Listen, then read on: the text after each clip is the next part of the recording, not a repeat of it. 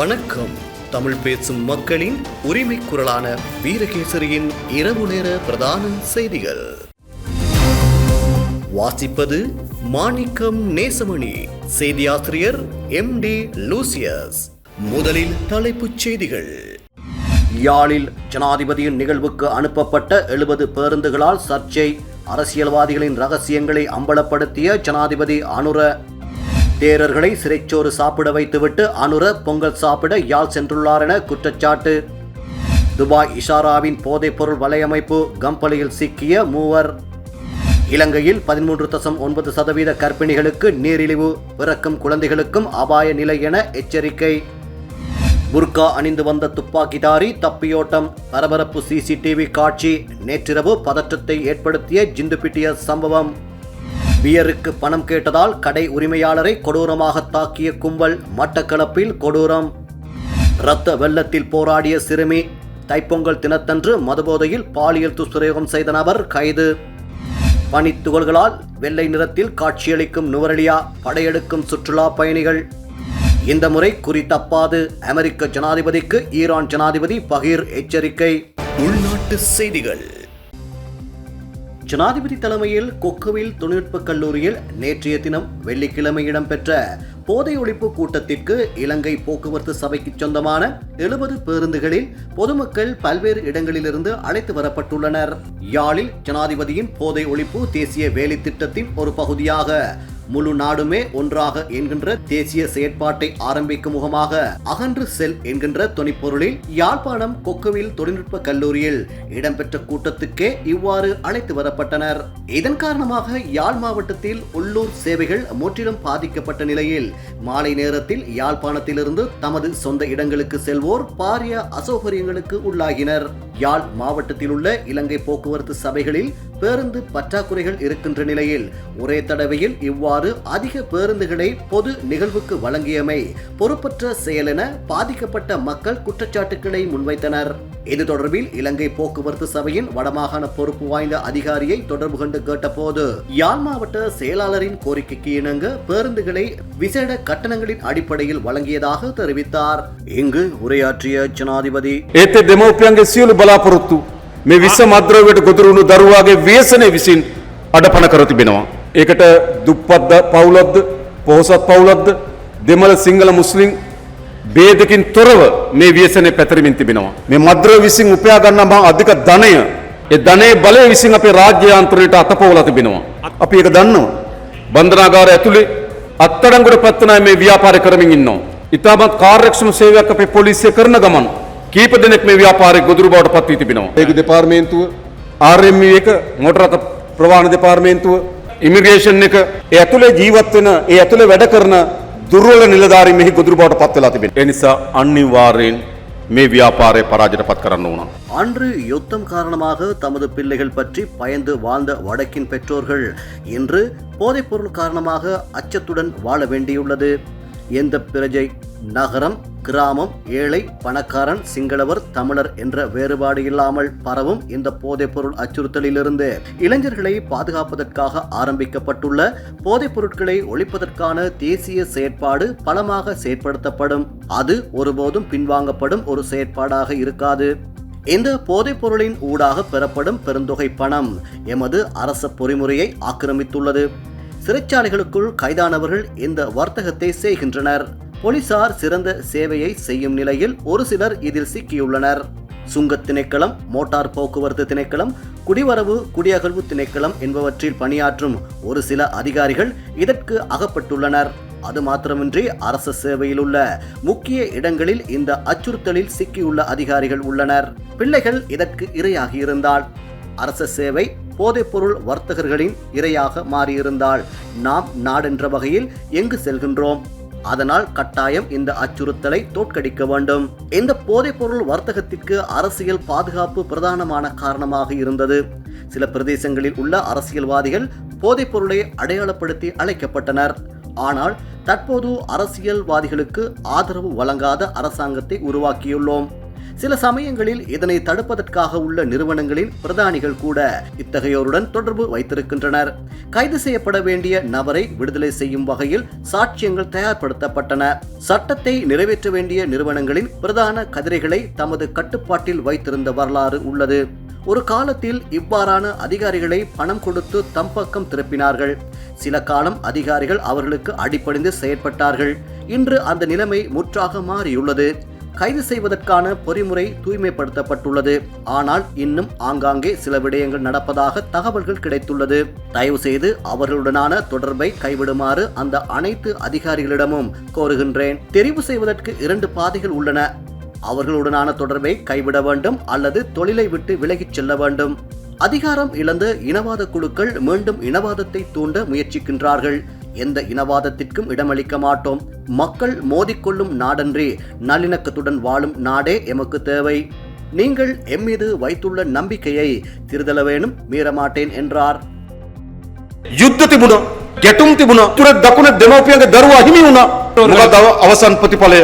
දරුවා හිමි දෙමව්පියන්, නිවාසා හිමි පවුල්, ස්වාමියා හිමි බිරින්දෑවරුන් අවසන් ශේෂපත්‍ර මහ ව්‍යසනයක්. ඒ නිසා අපිට අවශ්‍යයි යලි මේ රට කිසිසේත්ම ජාතිවාදී ගැටුමකට නොයන ජාතික සමගිය මත සහෝදරත්වයෙන් ලෙන්ගතුකමෙන් ගොඩනැගෙන ජාතියක් අපි හදන්න ඕන. ඔබ අප කෙරෙහි තබා තිබෙන විශ්වාසය කිසිසේත්ම බිඳවටන්නේ නැති බව මම ඔබට සහතික කරනවා. ඔබ පළමු වතාවට ආණ්ඩුවක් කෙරෙහි විශ්වාසය තබලා තිබෙනවා. ஜனாதிபதி அனுரகுமார திசாநாயக்க யாழ்ப்பாணத்திற்கு பொங்கல் சாப்பிட செல்லும் போது பௌத்த தேரர்கள் சிறையில் சிறைச்சோறு உண்ணுகின்றார்கள். பலாங்கொட கசப்ப தேரர் உணவு உண்ணவில்லை. அரசாங்கம் பௌத்தத்திற்கு எதிராக செயற்படுகிறது என பிவித்திரு ஹெல உரிமையவின் தலைவர் உதய கம்மன்பில தெரிவித்தார். கொழும்பில் உள்ள பிவித்திரு ஹெல உரிமைய கட்சியின் காரியாலயத்தில் நேற்று நடைபெற்ற ஊடக சந்திப்பில் இதனை தெரிவித்த அவர், ත්‍රිකුණාමලේ වෙරළ සංරක්ෂණ කලාපය තුළ රජයේ ලියාපදිංචි පන්සලක බුදු පිළිමයක් තැන්පත් කිරීම සම්බන්ධයෙන් මේ වන විට භික්ෂුන් වහන්සේලා 99ක් ඇතුළු 9 දෙනෙක් අත්අඩංගුවට අරගෙන රක්ෂිත බන්ධනාගාර ගත කර තිබෙනවා. ජනාධිපතිතුමා ඊයේ දවසේ පොංගල් බත් කන්න යාපනයට යනකොට අපේ ස්වාමින් වහන්සේලාට කන්න උනේ හිරබත්. බලංගොඩ කස්සප හාමුදුරුවෝ උපවාසිකයේ යෙදিলা ඉන්න නිසා උන්වහන්සේට හිරබත්වත් කන්න අවස්ථාව ලැබුණේ නැහැ. මේක බෞද්ධ විරෝධී ආණ්ඩුවක්. වසර 2300ක ශාසනික ඉතිහාසයේ බුදුරජාණන් වහන්සේ අත්අඩංගුවට ගැනීමක් පිළිබඳ වාර්තා වෙන්නේ අනුර දිසානායක පාලකයා යටතේ පමණමයි කියන එක අපි සිහිපත් කරන්න ඕනි. திருகோணமலை பகுதியில் புத்தர் சிலையை பிரதிஷ்டை செய்த காரணத்துக்காக 4 பௌத்த தேரர்கள் உள்ளிட்ட 9 பேர் கைது செய்து விளக்கமறியலில் வைக்கப்பட்டுள்ளார்கள். இது முற்றிலும் தவறானது. ஜனாதிபதி அனுரகுமார திசாநாயக்க யாழ்ப்பாணத்திற்கு பொங்கல் சாப்பிட செல்லும் போது பௌத்த தேரர்கள் சிறையில் சிறைச்சோறு உண்ணுகின்றார்கள். பலாங்கொட கசப்ப தேரர் உணவு உண்ணவில்லை. ஜனாதிபதி அனுரகுமார திசாநாயக்கவின் அரசாங்கம் பௌத்தத்திற்கு விரோதமாக செயற்படுகிறது. வடக்கு மற்றும் கிழக்கில் சிங்கள பௌத்தர்களுக்கு ஏன் சுதந்திரமாக வாழ முடியாது? தேசிய மக்கள் சக்தியின் பௌத்த எதிர்ப்பு கொள்கை அரசாங்கத்திற்கு எதிரானதாக அமையும். ஆகவே பௌத்தத்தின் மீது கை வைப்பதை அரசாங்கம் தவிர்த்து கொள்ள வேண்டும் என்றார். ලන්දේසි පෘතුගීසි ඉංග්‍රීසි පාලනයකදීවත් බුදු පිළිමයක් අත්අඩංගුවට අරන් පොලිසියේ රඳවගෙන ඉඳලා නැහැ. ඇත්තෙන්ම බෞද්ධයා බුදු පිළිමේ සලකන්නේ ජීවමාන බුදුරජාණන් වහන්සේ විදියටයි. துபாயிலிருந்து இந்நாட்டிற்கு போதைப்பொருள் வலையமைப்பை வழிநடத்தும் பிரதான கடத்தல்காரரான துபாய் இஷாரா என்பவரின் போதைப்பொருளை விற்பனை செய்யும் சந்தேக நபர்கள் 3 வரை கம்பளை போலீசார் இன்று முற்பகல் கைது செய்துள்ளனர். அவர்கள் வசமிருந்து 5 கிராம் ஹெரோயினையும் போலீசார் கைப்பற்றியுள்ளனர். குறித்த சந்தேக நபர்கள் மோட்டார் சைக்கிளை பயன்படுத்தி கம்பளை, நாவலப்பிட்டி, உலப்பனை, தொலுவ, கெலியோயா, பேராதனை, வெலிகல்ல ஆகிய பகுதிகளுக்கு இந்த ஹெரோயினை விநியோகம் செய்து வந்துள்ளனர். இதன்போது கம்பளை தொலுவ பகுதியில் 2 வரும், கம்பளை மகர பகுதியில் 1 வரும் போலீசாரால் கைது செய்யப்பட்டுள்ளனர். கம்பளை, அங்கமன, துந்தனியா ஆகிய பகுதிகளில் வசிக்கும் இந்த சந்தேக நபர்களுக்கு கொழும்பில் இந்த போதைப் பொருள் வழங்கப்படுவதாக தெரிய வந்துள்ளது. இவர்கள் அனைவரும் 20 மற்றும் 22 வயதுக்கு இடைப்பட்டவர்கள் என குறிப்பிடப்படுகிறது. இலங்கையில் சுமார் 13.9% தாய்மார்களுக்கு கர்ப்ப காலத்தில் நீரிழிவு நோய் ஏற்படுவதாக இலங்கை மருத்துவ சங்கத்தின் தலைவர் மற்றும் நீரிழிவு மற்றும் நாளமில்லா சுரப்பியியல் ஆலோசகர் வைத்தியர் மணில்கா சுமனதிலக்க தெரிவித்துள்ளார். கர்ப்ப காலத்திற்கு முன்பு அதிக எடை அல்லது உடல் பருமன் மற்றும் ஆரோக்கியமற்ற உணவு பழக்கங்கள் கர்ப்பகால நீரிழிவுக்கான முக்கிய காரணங்களாகும் என அவர் சுட்டிக்காட்டினார். மேலும் கர்ப்பகால நீரிழிவு நோயால் பாதிக்கப்பட்ட தாய்மார்களுக்கு பிறக்கும் குழந்தைகள் பிற்காலத்தில் நீரிழிவு உள்ளிட்ட தொற்றா நோய்களுக்கு அதிக அபாயத்தில் இருப்பதாகவும் அவர் எச்சரித்தார். அதிக எடை அல்லது பருமனான பெண்கள் ஆரோக்கியமான உணவு பழக்கம் மற்றும் வழக்கமான உடற்பயிற்சி மூலம் கர்ப்பத்திற்கு முன்பே உடல் எடையை 7 முதல் 10% குறைத்தால் இந்த ஆபத்தை கணிசமாக குறைக்க முடியும் என வலியுறுத்தியுள்ளார். கொழும்பு ஜிந்துப்பிட்டி பகுதியில் நேற்றிரவு நடத்தப்பட்ட துப்பாக்கிச் சூட்டில் நபர் ஒருவர் கொல்லப்பட்ட சம்பவம் இரு பாதாள உலக குழுக்களுக்கு இடையில் ஏற்பட்ட மோதலின் விளைவு என போலீஸ் ஊடக பேச்சாளர் சிரேஷ்ட போலீஸ் அத்தியட்சகர் FW உட்லர் தெரிவித்தார். இதற்கமைய இந்த சம்பவம் தொடர்பில் 3 போலீஸ் குழுக்கள் விசாரணைகளை ஆரம்பித்துள்ளதாக போலீஸ் ஊடக பேச்சாளர் குறிப்பிட்டார். சம்பவத்தில் 4 வயதுடைய சிறுவனும் 3 வயதுடைய சிறுமியும் துப்பாக்கிச் சூட்டுக்கு இலக்காகி காயமடைந்ததுடன் அவர்கள் சிகிச்சைக்காக கொழும்பு சீமாட்டி ரிஜ்வே சிறுவர் வைத்தியசாலையில் அனுமதிக்கப்பட்டுள்ளனர். இரு பிள்ளைகளின் நிலைமை சீராக உள்ளதாகவும் மருத்துவ குழுவினர் பிள்ளைகளுக்கு தேவையான சிகிச்சைகளை அளித்து வருவதாகவும் போலீஸ் ஊடக பேச்சாளர் மேலும் குறிப்பிட்டார். இத்துப்பாக்கிச் சூட்டில் படுகாயமடைந்த கொழும்பு 13 பிரதேசத்தைச் சேர்ந்த 44 வயதுடைய நபர் கொழும்பு தேசிய வைத்தியசாலையில் அனுமதிக்கப்பட்ட பின்னர் உயிரிழந்தார். ஜிந்துப்பிட்டி 125 வத்தை பகுதியிலேயே இந்த துப்பாக்கிச் சூடு இடம்பெற்றுள்ளதுடன் முச்சக்கர வண்டியில் வந்த குழுவினரே இந்த துப்பாக்கிச் சூட்டை நடத்திவிட்டு தப்பிச் சென்றுள்ளதாக ஆரம்ப கட்ட விசாரணைகளில் தெரிய வந்துள்ளது. குறிப்பாக துப்பாக்கிதாரி முஸ்லிம் பெண்கள் அணியும் புர்காவை அணிந்து வந்து துப்பாக்கிச் சூடு நடத்திவிட்டு தப்பிச் செல்லும் CCTV காட்சிகளும் வெளியாகியுள்ளன.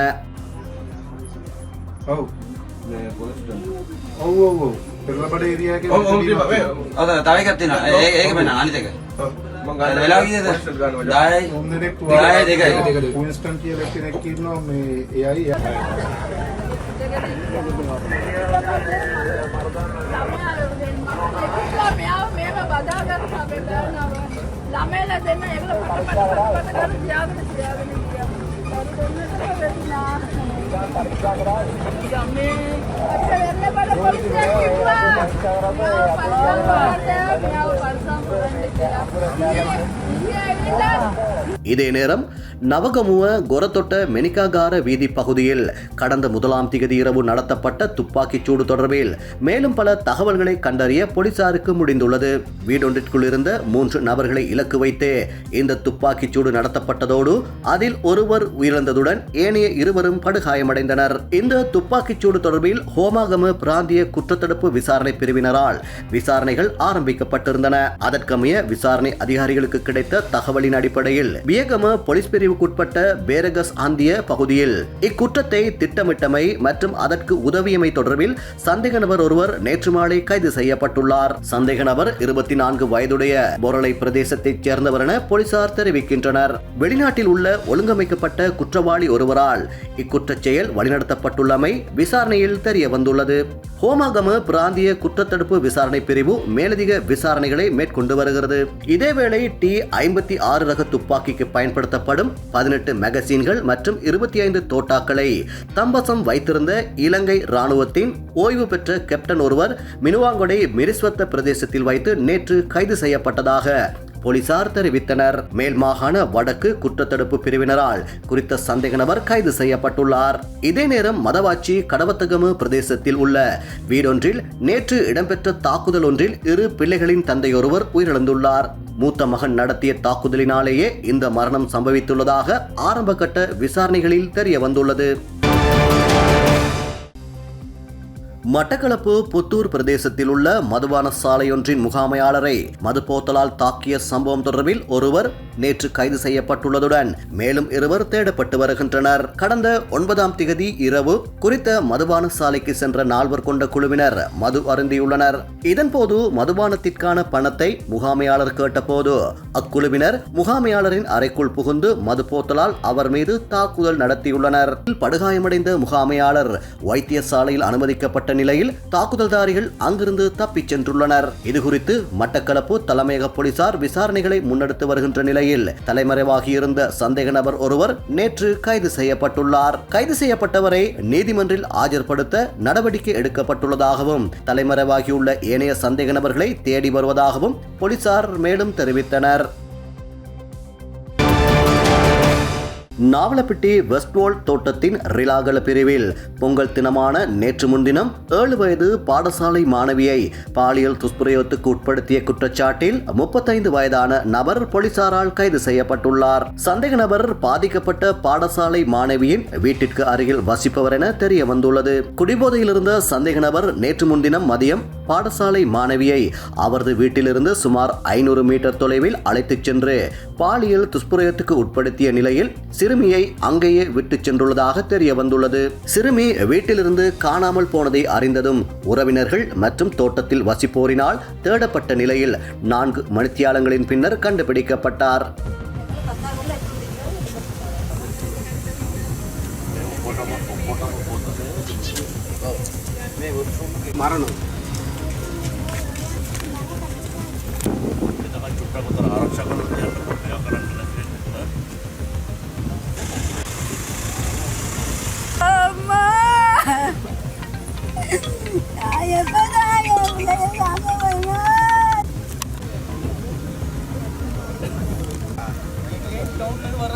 පහමාට විතර අපේ ගෙදර ඉඳලා ගියා.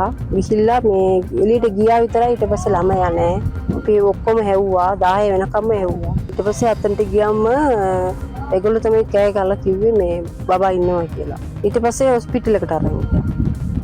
එතකොට මේ මූණේම මේ ලේ තිබුණා. ඇඳුම් භාගයක් තමයි තිබුණා.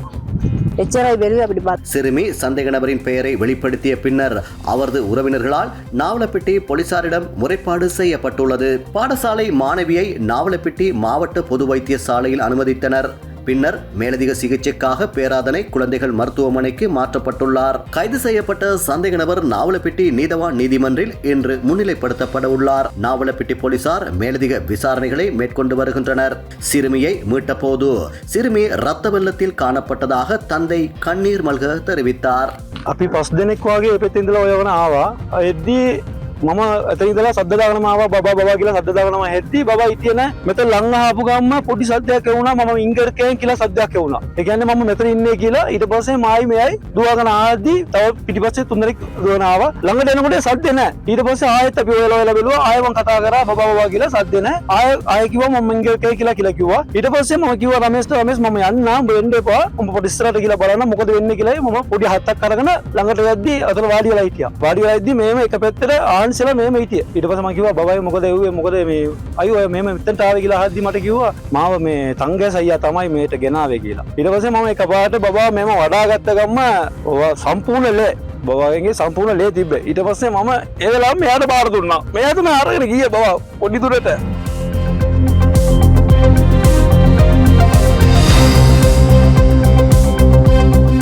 ඊයේත් මේම කරලා තුන්නාසේ මේ අර මේ කසුපු වෙනදා අනිතක සම්පූර්ණම කසුපු එක නතර කරන්න ඕනේ. මේ කසුපු තමයි පළවෙනි වார்த்தාවට මේ දූෂණය කරන්න මේවා කරන්නේ. බීපුවම එයාලට මොනවද වෙන්නේ කියලා දන්න හොන්ටටම බොනවා අඩු ගාන්ටම බොනවා කසුපු ගෙනලා ඊළඟ දූෂණය කරනවා. දූෂණය කරන කියන්නේ පොඩි කෙල්ලෝ නෑ ලොකු ගෑනු වුණත් උලා බය වෙන්නේ නෑ කරන්න. ඒකට හරි තීරණයක් අපිට කරන්න ඕනේ. හරි තීරණයක් දෙන්න ඕනේ. ඒක කොටිම නැති කරලා දාන්න ඕනේ. ඒක තමයි අපි බලාපොරොත්තු වෙන්නේ. இலங்கையின் லிட்டில் இங்கிலாந்து என்று அழைக்கப்படும் நுவரெலியாவில் இன்று சில இடங்களில் அதிகாலை வேளையில் துகள் பனிப்பொழிவுடன் கூடிய கடும் குளிரான காலநிலை காணப்படுவதாக எமது செய்தியாளர் தெரிவித்தார். பல்வேறு இடங்களில் புல்வெளிகள் பனித்துகள்கள் படிந்து படர்ந்து காணப்படுவதாகவும் அவர் குறிப்பிட்டார். நுவரெலியாவில் ஒவ்வொரு வருடமும் டிசம்பர் மாதத்தில் பனிப்பொழிவு காணப்படும் நிலையில் இந்த வருடத்தின் ஆரம்பத்தில் நுவரெலியா நகரில் உள்ள பூங்கா தேயிலை தோட்டங்களில் பனி பொழிந்து காணப்படுகின்றன. இதனால் தாவரவியல் பூங்கா, புல்வெளிகள், கிரகரி வாவி கரையோரம், பூந்தோட்டங்கள், தேயிலை மரங்கள், அலங்கார மரங்கள், மரக்கறி தோட்டங்கள் உள்ளிட்ட பகுதிகளில் படர்ந்த பனித்துகள்கள் படர்ந்து காணப்படுகின்றன. இதனால் சுற்றுச்சூழல் முழுவதும் இரு கண்களையும் வசீகரப்படுத்தும் அளவில் வெள்ளை நிறத்தில் காண முடிந்தது. அங்கு நிலவும் மாறுபட்ட காலநிலை சுற்றுலா பயணிகளை அதிகம் கவர்ந்துள்ளதால் அவர்களின் எண்ணிக்கையிலும் அதிகரிப்பு காணப்படுவதாக சுட்டிக்காட்டப்பட்டுள்ளது. மேலும் பனிப்பொழிவால் தேயிலை, மரக்கறி மற்றும் மலர் உற்பத்திகள் பெரிதும் பாதிக்கப்பட்டுள்ளது ஏற்பட்டுள்ளதாகவும் குறிப்பிடப்படுகிறது. இதில் தேயிலை தோட்டங்களில் செடிகள் கருக்கும் அபாயம் ஏற்பட்டுள்ளது. இதேவேளை காலை முதல் மாலை வரை கடும் உஷ்ணமான காலநிலையுடன் வெயிலும், மாலை முதல் மறுநாள் அதிகாலை வரை வழக்கத்திற்கு மாறாக கடும் குளிரும் நிலவி வருகிறது. மேலும் இப்பிரதேசத்தில் கடும் குளிர் 9.8 டிகிரி செல்சியஸுக்கு கீழே உள்ளதால் துகள் உறைபனி ஏற்பட்டு வருவதாக தெரிவிக்கப்படுகிறது. வெளிநாட்டு செய்திகள். 2024ஆம் ஆண்டு நடத்தப்பட்ட தாக்குதலில் அமெரிக்க ஜனாதிபதி டொனால்ட் ட்ரம்பின் காது பகுதியில் துப்பாக்கியின் தோட்டா உரசி சென்ற புகைப்படத்தை பகிர்ந்து இந்த முறை குறி தப்பாது என ஈரான் ஜனாதிபதி பதிவிட்டுள்ளமை பெரும் பரபரப்பை ஏற்படுத்தியுள்ளது. ஈரானில் பொருளாதார வீழ்ச்சி மற்றும் பணவீக்கம் காரணமாக அத்தியாவசிய பொருட்களின் விலை பல மடங்கு உயர்ந்திருக்கிறது. அதை எதிர்த்து ஈரான் மக்கள் கடந்த சில நாட்களாகவே வீதிகளில் இறங்கி போராட ஆரம்பித்து விட்டனர். போராட்டத்தை ஒடுக்குவதற்காக ஈரான் பாதுகாப்பு படையினர் களத்தில் இறங்கியுள்ளனர். இதன்போது போராட்டக்காரர்களுக்கும் பாதுகாப்பு படையினருக்கும் இடையே மோதல் எழுந்தது. இந்த கலவரத்தில் இதுவரை 2000க்கும் மேற்பட்டோர் இறந்ததாக கூறப்படுகிறது. ஒரு பக்கம் ஈரானில் போராடும் மக்களுக்கு ஆதரவாக அமெரிக்கா களமிறங்கியிருக்கிறது. ஈரானில் அதிகார அமைப்புகளை கைப்பற்றுங்கள், உங்களை தாக்குபவர்கள் பெயர்களை குறித்து வைத்துக் கொள்ளுங்கள், உங்களுக்கான உதவி வந்து கொண்டே இருக்கிறது என அமெரிக்க ஜனாதிபதி டொனால்ட் ட்ரம்ப் தெரிவித்துள்ளார். ஒரு பக்கம் ஈரானில் அமெரிக்க படைகளும் குவிக்கப்பட்டுள்ளன. எனவே ஈரானுக்கும் அமெரிக்காவுக்கும் இடையே போர் மூளுமா என்ற அச்சம் உலக நாடுகளிடையே ஏற்பட்டுள்ளது. இந்நிலையிலேயே 2024ஆம் ஆண்டு நடத்தப்பட்ட தாக்குதலில் ட்ரம்பின் காது பகுதியில் துப்பாக்கி தோட்டா உரசி சென்ற புகைப்படத்தை பகிர்ந்து இந்த முறை குறி தப்பாது என ஈரான் ஜனாதிபதி பதிவிட்டிருக்கின்றார். போராட்டக்காரர்கள் மீது ஈரான் அரசு எடுக்கும் நடவடிக்கைகளுக்கு எதிராக அமெரிக்க ஜனாதிபதி டொனால்ட் ட்ரம்ப் மிரட்டல் தொனியில் பேசி வரும் நிலையில் பதிலுக்கு ஈரானும் பதிலடி கொடுத்து வருகின்றமை குறிப்பிடத்தக்கது. மத்திய கிழக்கிலும் ஈரானிலும் நிலவி வரும் அரசியல் சூழல் குறித்து இஸ்ரேல் பிரதமர் நெதன்யாகுவுடன் ரஷ்ய ஜனாதிபதி விளாடிமிர் புட்டின் முக்கிய ஆலோசனை நடத்தியுள்ளார். ஈரானில் பணவீக்கம் அதிகரித்ததன் எதிரொலியாக கடந்த ஆண்டு டிசம்பரிலிருந்து மக்கள் தொடர் போராட்டங்களை முன்னெடுத்து வருகின்றனர். போராட்டம் நாளுக்கு நாள் வலுத்துக் கொண்டே வரும் சூழலில் கிட்டத்தட்ட 2000க்கும் அதிகமானோர் உயிரிழந்துள்ளனர். போராட்டத்தில் ஈடுபட்டுள்ள ஈரான் மக்களுக்கு தேவையான அனைத்து உதவிகளையும் அமெரிக்கா செய்யும் என அமெரிக்க ஜனாதிபதி டொனால்ட் ட்ரம்ப் அறிவித்திருந்தார். இந்நிலையில் புட்டின் நெதன்யாகுவுடன் தொலைபேசி வழியே முக்கிய ஆலோசனை நடத்தியுள்ளதாக தெரிவிக்கப்படுகிறது. மத்திய கிழக்கு மற்றும் ஈரான் நாட்டில் நிலவும் நெருக்கடியான சூழல் குறித்து அவர்கள் கலந்துரையாடியதாக குறிப்பிடப்படுகிறது. இது குறித்து அறிக்கை ஒன்று வெளியிடப்பட்டுள்ளதாக சர்வதேச ஊடகங்கள் செய்தி வெளியிட்டுள்ளன. குறித்த அறிக்கையில் ஈரான் விவகாரம் தொடர்பாக நெதன்யாகுவுடன் புட்டின் ஆலோசனை நடத்தினார். பிராந்தியத்தில் காணப்படும் ஸ்திரமற்ற நிலைமை மற்றும் அதற்கான தீர்வு பற்றி இருவரும் விவாதித்தனர். அரசியல் மற்றும் ராஜதந்திர நடவடிக்கைகளை தீவிரப்படுத்துவது குறித்து நெதன்யாகுவுடன் புட்டின் கலந்துரையாடினார் என தெரிவிக்கப்பட்டுள்ளது. இன்றைய நாணய மாற்று விகிதம்